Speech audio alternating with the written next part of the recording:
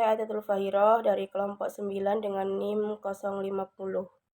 Perkenalkan, nama saya Agus Noman Soleng dengan NIM 054. Perkenalkan, nama saya Agus Nabi Kurniawan dengan NIM 074.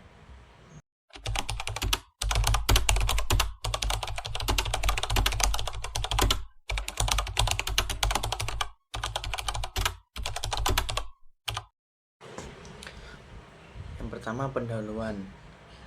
Kabupaten Bangkalan, khususnya Desa Arosbaya, merupakan salah satu daerah di Pulau Madura yang memiliki potensi besar dalam sektor pertanian, termasuk budidaya pisang. Salah satu varietas pisang yang banyak dibudidayakan oleh petani di daerahnya adalah pisang raja. Pisang raja dikenal karena kualitas buahnya yang unggul, berukuran besar, beraroma harum, dan memiliki rasa yang manis, sehingga sangat diminati oleh konsumen lokal maupun dari luar daerah. Budidaya pisang raja di Desa Arosbaya memberikan kontribusi signifikan terhadap perekonomian masyarakat setempat. Sebagian besar petani mengandalkan tanaman pisang sebagai sumber penghasilan utama. Namun, meskipun pisang raja memiliki nilai ekonomi yang tinggi, para petani seringkali dihadapkan pada berbagai kendala dalam proses produksinya.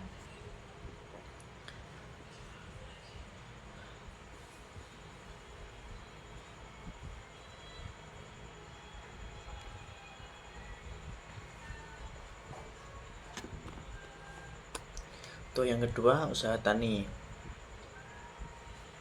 Usaha tani, proses budidaya dari awal sampai akhir. Persiapan lahan.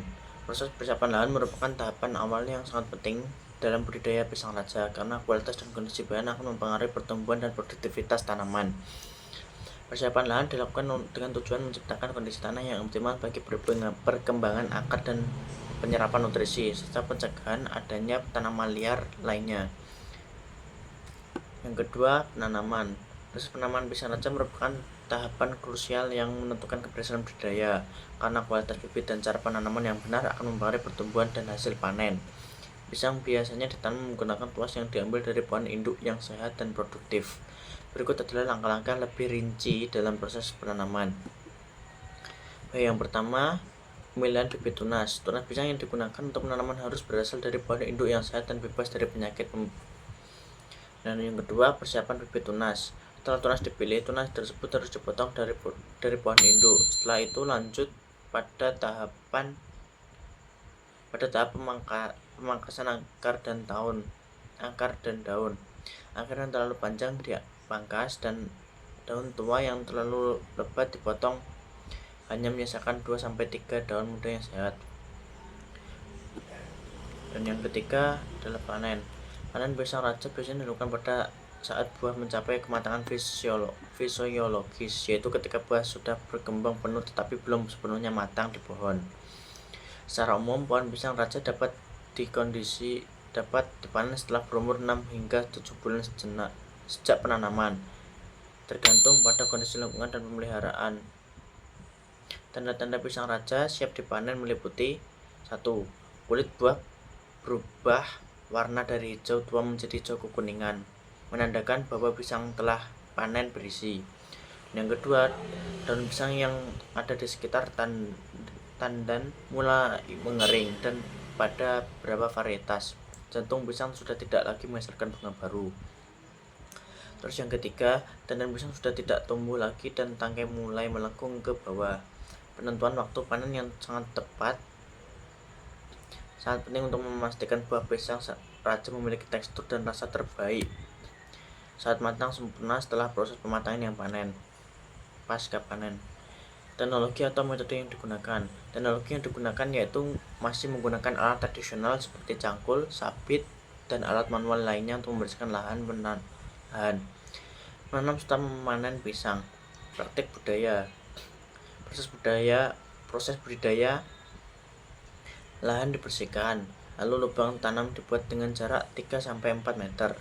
Bibit diperoleh dari anakan pohon pisang yang sehat.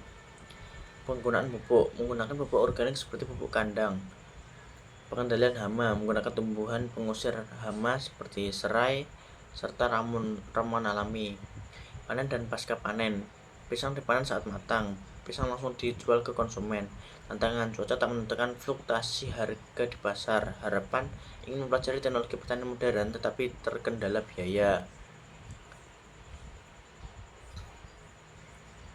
Sekian dari saya, nanti akan jelaskan dengan teman saya. Di sini saya akan menjelaskan tentang prospek. Yang pertama adalah analisis pasar untuk komoditas tersebut, yaitu tren pasar. Kedua, harga dan persaingan. Harga bervariasi tergantung musim dan kualitas. 3. Distribusi. Dijual di pasar tradisional atau mungkin petani menjangkau konsumen langsung. Nah, itu yang A. Dan yang B adalah peluang pengembangan dan inovasi di masa depan. Berikut beberapa peluang pengembangan dan inovasi dalam budidaya pisang di masa depan. Yang pertama adalah pemanfaatan pupuk pestisida organik modern. Pengembangan pupuk organik yang lebih kaya nutrisi dan pestisida alami yang lebih efektif dapat meningkatkan produktivitas tanaman sambil tetap menjaga lingkungan. Varietas pisang unggul. Pengembangan varietas baru yang lebih tahan terhadap penyakit dan kondisi lingkungan ekstrim akan membantu meningkatkan hasil panen. Hal ini dilakukan melalui penelitian dan pengenalan bibit unggul. Yang ketiga, teknologi pasca panen. Inovasi dalam pengelolaan pasca panen seperti mesin pengeringan pisang otomatis atau pengemas vakum dapat memperpanjang masa simpan dan meningkatkan nilai jual produk olahan pisang. Yang keempat, pemasaran digital. Petani bisa memanfaatkan platform e-commerce dan media sosial untuk menjual pisang langsung kepada konsumen atau menjangkau pasar yang lebih luas, meningkatkan margin keuntungan. Selanjutnya yaitu kendala. Ada beberapa kendala atau masalah yang dihadapi dalam pemasaran pisang raja.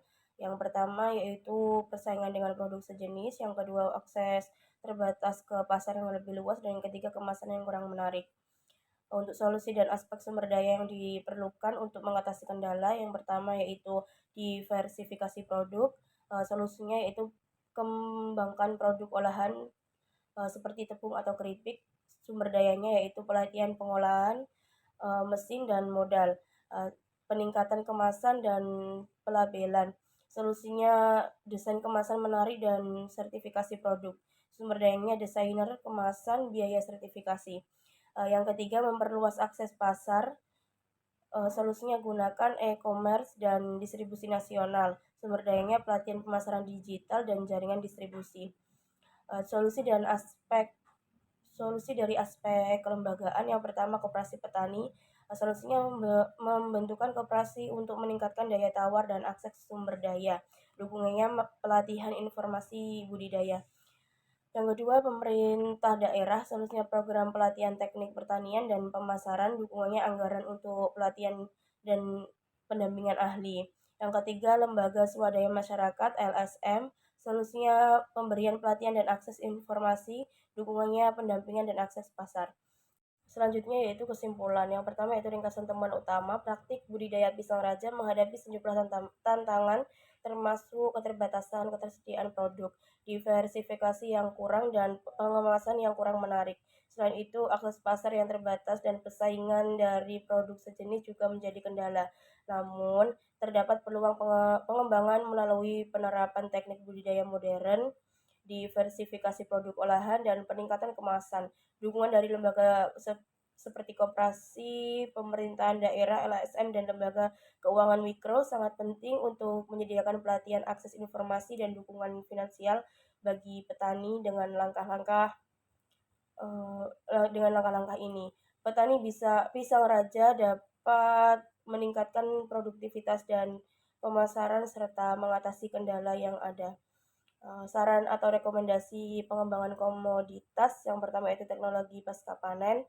Inovasi dalam pengolahan pasca panen seperti mesin pengering pisang otomatis atau pengemas vakum dapat memperpanjang masa simpan dan meningkatkan nilai jual produk olahan pisang. Yang kedua, pemasaran digital. Petani bisa memanfaatkan platform e-commerce dan media sosial untuk menjual pisang langsung kepada konsumen atau menjangkau pasar yang lebih luas. Yang ketiga yaitu pendampingan dan pelatihan teknologi pertanian. Bisa mendorong kolaborasi dengan pemerintahan LSM atau universitas untuk memberikan pelatihan tentang teknologi baru, manajemen lahan, dan pemasaran akan memberdayakan petani dalam pengembangan usaha mereka.